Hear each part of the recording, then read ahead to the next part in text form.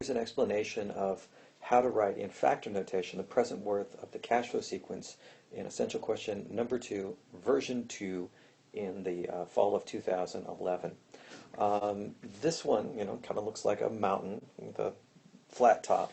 I'm going to break it up into a couple of parts here. So the first part I'm going to look at is this sequence right here that goes all the way from time period 0 all the way out to time period 5. So I'm going to deal with that block as being something useful.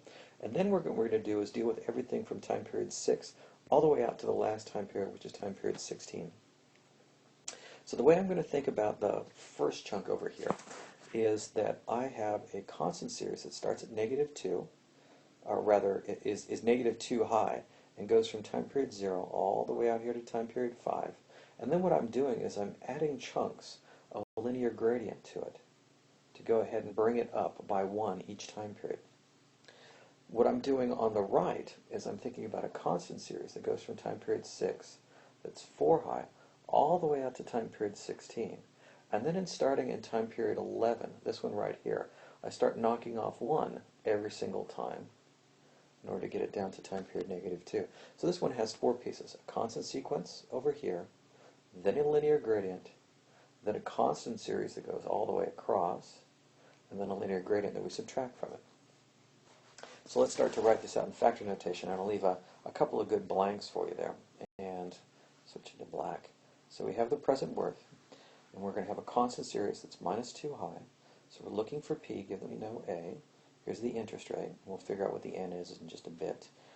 And we may or may not have to time shift.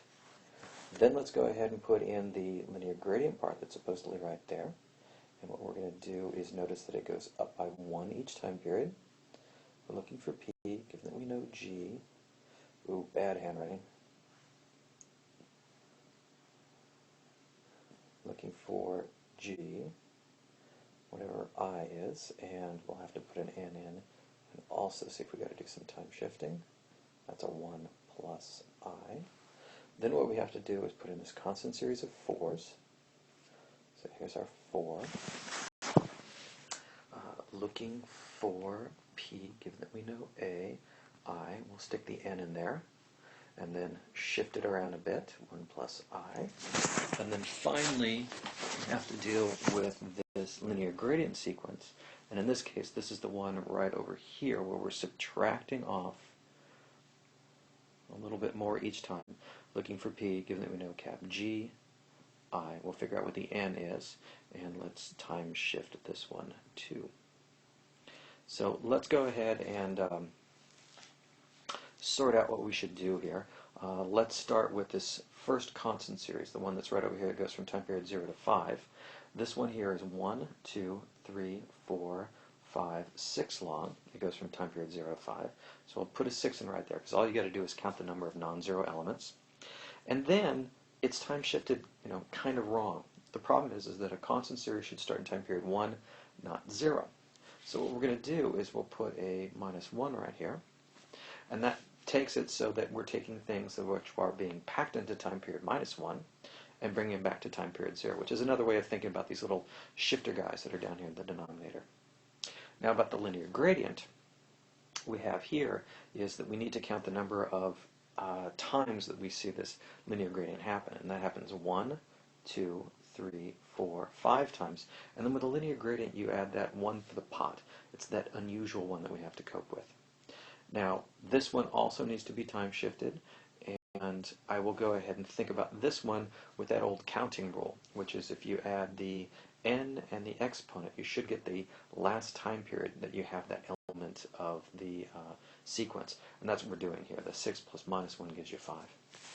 Now let's deal with this long constant series that we have at the top. It's 4 high, and there's 1, 2, 3, 4, 5, 6, 7, 8, 9, 10, 11 of these guys. So I'll put an 11 there. And let's deal with the time shift over here. Thinking about it this way, if you look at all this stuff right here, what we're doing is accumulating it to just before we start seeing those values. So it's right here at time period 5 again. And so I'll put a 5 there because that's where it looks like all the values are being concentrated. And if you follow that addition rule, you see that 11 plus 5 is 16, and that's the last time we see that constant series. And then finally, let's get our linear gradient rolling here. And then we see this thing 1, 2, 3, 4, 5, 6 times. So I'll add a 7 over there because you need 1 for the pot. And then we'll follow the time shifting rule again. And in this case, if you think about it with a linear gradient, it's time period 1 relative should have a 0 in it. Here's 2, here's 3, here's 4, here's 5, here's 6, and there's 7. So that kind of makes sense. And this right here is where its 0 should be, and that's time period 9. So if you think about it, all this value up here, the numerator, is being converged onto time period 9, and putting 1 plus I to the 9th in the denominator gets it all the way back to 0. Please note the 7 plus 9 gives you 16. So there's the answer to essential question number 2, version 2, in the fall of 2011.